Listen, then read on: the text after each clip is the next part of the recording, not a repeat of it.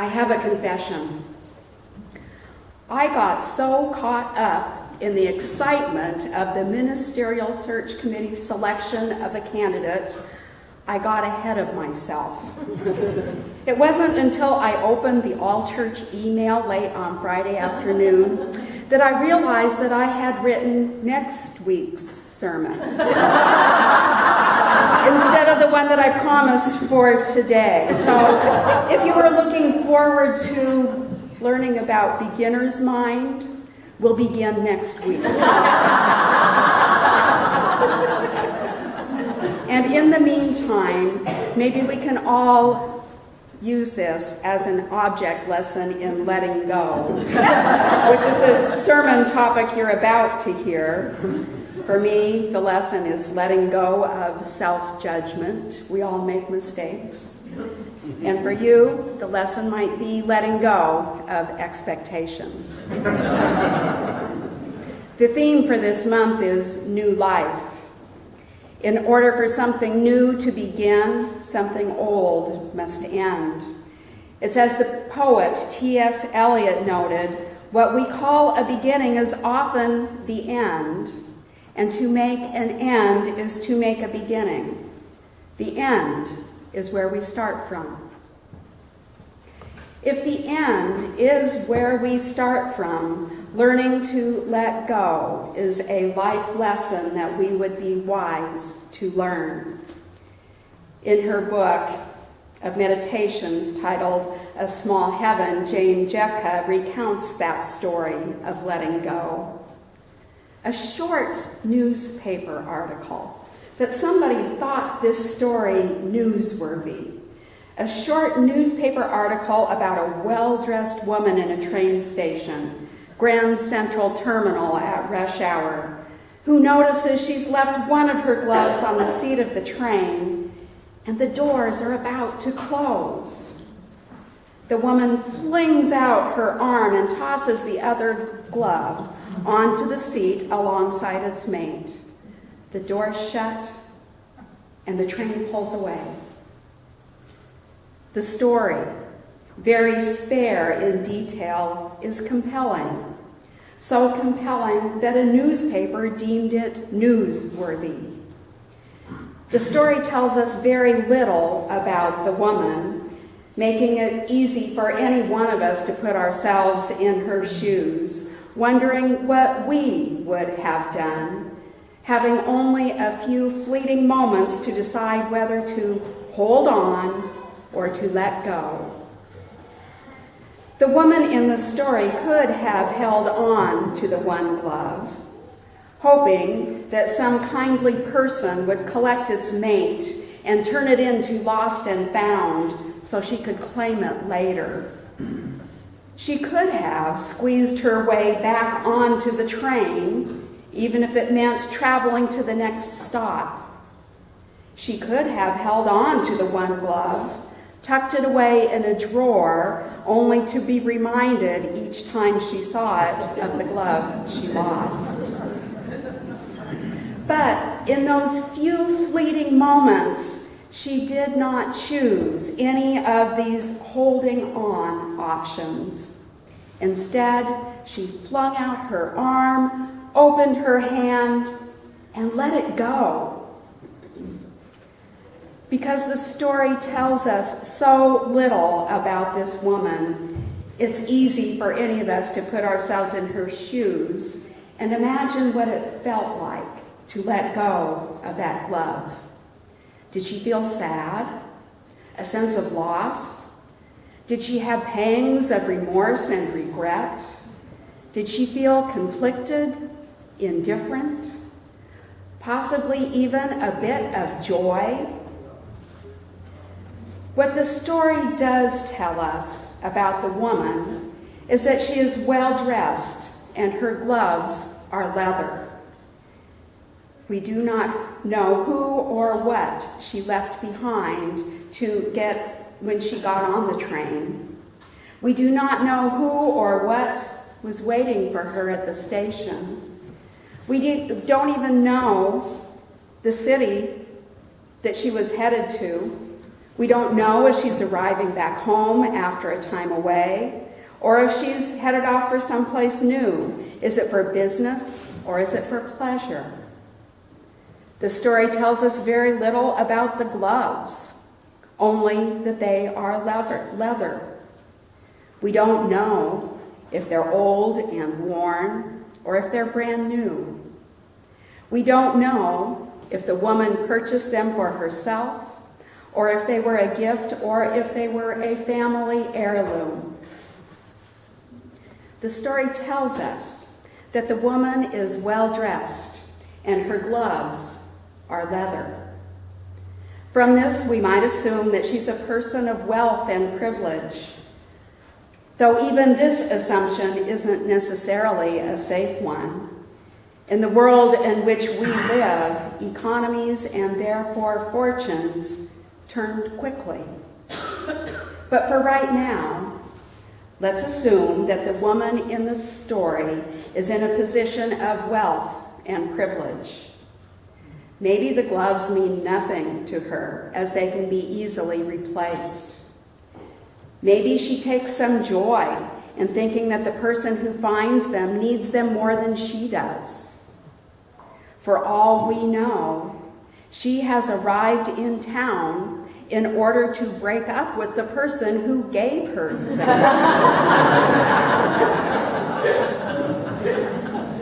In that case, the letting go, throwing the one glove she held in her hand back into the train to be with its mate, came with a sense of freedom, symbolic of leaving the relationship behind. Without the details, without the larger context of this woman's life, it's impossible to know what motivated her to let go of the glove. Impossible to know what she felt as she did so, and what she feels now when she thinks back on that choice. We can only project our own lives into the story, our own context, and maybe even understand some of our own motivations for either holding on or letting go. And in the doing, rehearsing some of the feelings that go with that territory.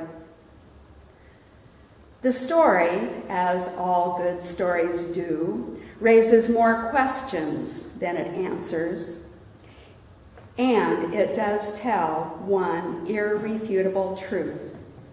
The woman in the story had many options open to her in those fleeting moments before she threw her glove into the train. One option, however, was completely closed, beyond her power, whether or not she was a person of wealth and privilege. In those fleeting moments of decision, she could not stop the train from leaving. The irrefutable truth in this story is that life comes with irretrievable loss. It's true for me, and it's true for you. In fact, it's true for every living thing. Children's author Brian Melanie explains this truth beautifully in his book, Lifetimes. He writes, "There is a beginning and an ending for everything that is alive. In between is living." A truth that is echoed in ancient Hebrew scripture written in the 39th Psalm. "Lord, let me know my end, and what is the measure of my days? Let me know how fleeting my life is." The late Reverend Forrest Church believed that our religious task is making meaning from the dual reality of being born and knowing that we must die. Living means inevitable loss. We live not as isolated beings, but connected to each other, bound in relationship, chosen or otherwise. And all relationships end in loss. There is no other way. When and how that loss will come, no one can say for sure. One of life's most persistent lessons is letting go. Change is the only constant in life, and change means loss, even when the change is positive. Each small change and each small loss is a chance to practice letting go, so that when the inevitable and ultimate loss comes, we know how to do what we must do. Each loss is a small death that elicits a grief response. We can either push the importance of these small deaths away, or we can embrace each small death as a lesson in loss, strengthening our ability to move through the murkiness of grief when those big deaths come, those final and irretrievable losses of the people that we love. And then to arrive on the other side, changed by the experience, transformed, recreated, born again to a new life beyond what's been lost. Letting go always happens within a particular context, and there's always a story to be told. Imagine the woman in our story, the one who threw her glove into the departing train, calling her best friend. You'll never believe what just happened. You remember the expensive leather gloves that Joe gave to me on our third date?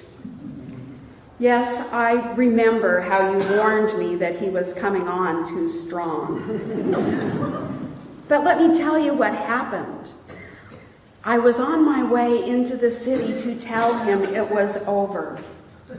When I got off the train, I realized that I only had one glove in my hand.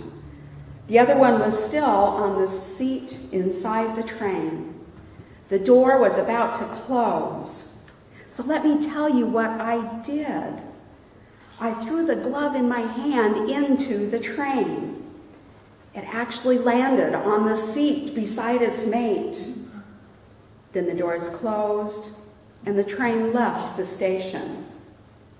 I felt a sense of freedom that was almost euphoric. It was like the train was moving on, carrying the relationship with Joe away from me so that I could move on with my life. Now imagine the story a different way. Imagine the woman in the story calling her brother. You'll never believe what happened. You remember the gloves I inherited from Aunt Mary? Black leather, fur-lined. They fit my hands perfectly. The ones she wore on her honeymoon with Uncle John. Well, here's what happened. I was on my way home from a business trip. I always wear those gloves when I travel because they remind me of home and the people I love. When I got off the train, I realized that I'd left one of the gloves on the train and the doors were about to close. So you know what I did? I threw the glove that was in my hand onto the train. I can't tell you why I did it, but it landed on the seat next to its mate, as if they were meant to be together. The train door closed, and I felt so sad. The train leaving with the gloves brought back all the feelings that I had when Uncle John died, and then Aunt Mary. Still, it felt right somehow. They were together, those gloves. Every story of letting go has a context. The details are important. As a minister, I hear a great many stories. Many of them are stories of grief. And there's a common thread that runs among them. It's a common thread of worry. Worry that the storyteller or someone they love is doing it wrong. I'm feeling relieved, they say, and I feel guilty that I'm feeling relieved. Or I can't stop crying. Or I'm not crying at all. Shouldn't I be crying? Or I'm so depressed I can't get out of bed. Or I can't believe I'm so angry. I'm so angry to be left here with all the pain. This anger makes me feel so disloyal. After all, I'm alive and my loved one is not. And there's another version of the story that goes something like this. I'm worried about my neighbor. Her best friend died and she isn't grieving. It's like she's numb and not feeling anything. Shouldn't she be crying? I respond to all of these worries in exactly the same way, saying that each of them is a normal grief response. There is no right way or no wrong way to do it. Grieving is the process of letting go. It doesn't happen as easily as tossing a glove into a train. It always happens within a context, and there's always a story to be told. People do it in their own way. It's as individual and personal as our fingerprints. The poet Mary Oliver claims that in order to live in this world, you must be able to do three things: to love what is mortal, to hold it against your bones knowing your own life depends on it, and when the time comes to let it go, to let it go. Another poet, Dylan Thomas, takes a slightly different perspective, writing, "Do not go gentle into that good night. Old age should burn and rave at close of day, rage, rage against the dying of the light." Spring is the time of year when our thoughts turn to new life. The natural world gives us plenty of cues and examples. Trees put out new leaves, flowers bud and blossom, birds hatch, dark nights give way to growing light. New life requires relinquishment. Something must be let go. To scatter seeds means opening the hand and letting them go. For a seed to sprout means breaking the husk and becoming a green shoot. It means leaving the dark earth and reaching for the sun. For a caterpillar to become a butterfly, it must first dissolve its body. It must let go of being a caterpillar if it is to become its butterfly self. Life is an ongoing series of endings and beginnings, beginnings and endings. Spring is a good season for reflecting on our decisions and motivations for letting go or holding on. When I put myself into the shoes of the woman in our newspaper story, I see myself holding on to that single glove, taking it home and putting it in a drawer with all my mismatched socks. I like to torture myself that way. But then, later, in a major purge of spring cleaning, letting them all go, there's a sense of release and freedom that comes with doing it this way. It's like putting down a heavy backpack at the end of a long hike. For a moment or two, I feel as light as air. As your day unfolds, you might try putting yourself into the story. What would you do with the glove? Your answer may teach you something about how you let go. The lesson of loss teaches this: there are few things in life that are certain, But of this we can be sure. The doors will close, the train will leave, and life will go on. Our days are measured. There is a beginning and an ending for everything that is alive. In between is living. May our living be filled with love. Amen.